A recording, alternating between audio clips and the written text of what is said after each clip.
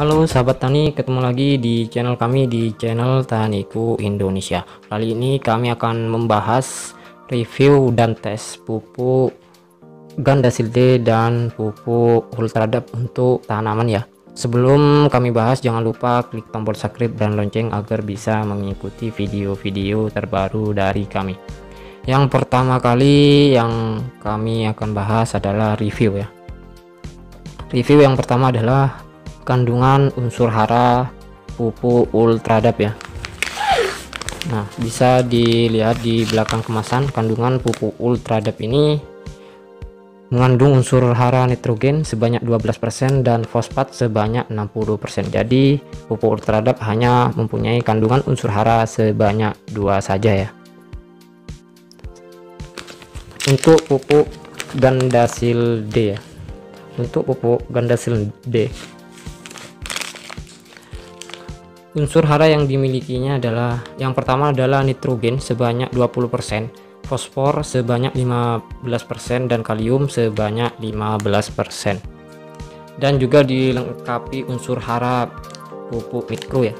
Dan juga dilengkapi vitamin untuk pertumbuhan tanaman. Jadi untuk Gandasil-D ini cukup lengkap ya kandungannya, ada pupuk makro dan juga ada pupuk mikro. Jadi setelah Anda mengetahui dari unsur hara masing-masing pupuk tersebut, jadi Anda bisa membandingkan mana yang lebih cocok, apakah menggunakan pupuk Ultradap atau menggunakan pupuk Gandasil-D. Ini adalah sekilas tentang review kedua pupuk tersebut. Nah, sekarang kita beralih pada tes ya, karena saya sudah mencobanya kedua pupuk tersebut. Yang tanaman yang pertama saya menggunakan pupuk Gandasil-D, dan tanaman yang kedua pada masa sekarang ini saya menggunakan pupuk Ultradap. Jadi sangatlah banyak perbedaan sekali ya pada tanaman tersebut.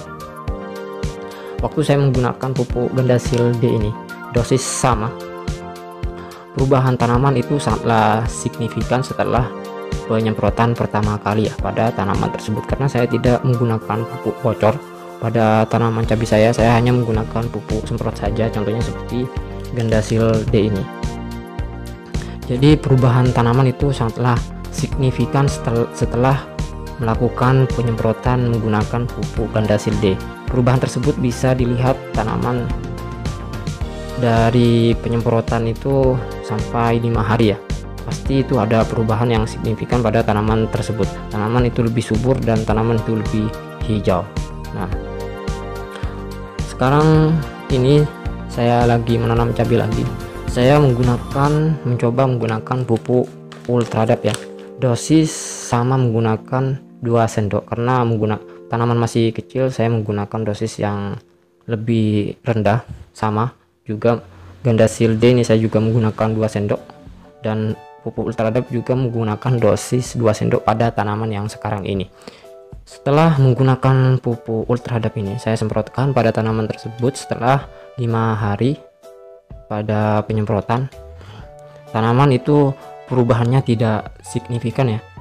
Tanaman atau daun tersebut itu tidak ada perubahan, masih agak ke kuning-kuningan ya. Waktu saya menggunakan pupuk Ultradap tersebut. Untuk pengetesannya, Anda bisa menyediakan dua gelas aqua ini ya. Lalu kita bandingkan, setiap 1 gelas ini isi air. 1 gelas untuk pupuk Gandasil-D, 1 gelas untuk pupuk Ultradap. Jadi masing-masing kita isi air. Nah, setelah kasih air, lalu masukkan pupuk Ultradap sebanyak setengah sendok saja untuk 1 gelas ya, dan pupuk Gandasil-D untuk 1 gelas juga ya, setengah sendok untuk 1 gelas ini.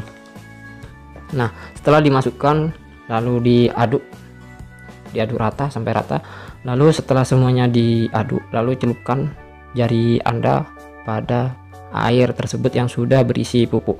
Nah, setelah Anda masukkan jari tersebut, Nah, apakah kedinginan pada air tersebut atau suhu air tersebut, apakah ada perubahan yang mana yang lebih dingin antara pupuk kedua tersebut?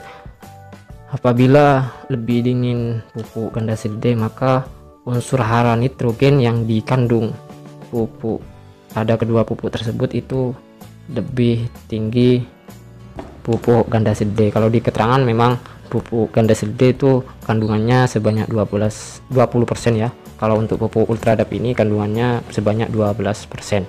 Jadi lebih tinggi Gandasil D. Tapi dari efek pada air itu untuk pupuk Ultradap itu sangatlah tidak ada perubahan ya. Kalau menurut saya yang perubahan yang signifikan pada air itu pupuk Gandasil D ini. Air tuh berubah menjadi sangat dingin, beda dengan pupuk Ultradap ini. Untuk tanaman itu juga perubahannya sangatlah signifikan. Itu adalah sebuah tes saya pribadi dari masing-masing pupuk pertumbuhan ini ya. Nah,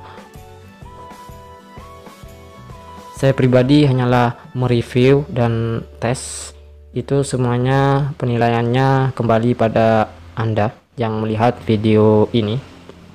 Nah, semoga review tes ini bermanfaat bagi para petani, dan manakah yang lebih cocok bagi kalian antara pupuk Ultradap dan pupuk Gandasil D ini terserah kalian ya. Saya hanya mereview dan tes. Semoga bermanfaat. Saya akhiri. Assalamualaikum warahmatullahi wabarakatuh.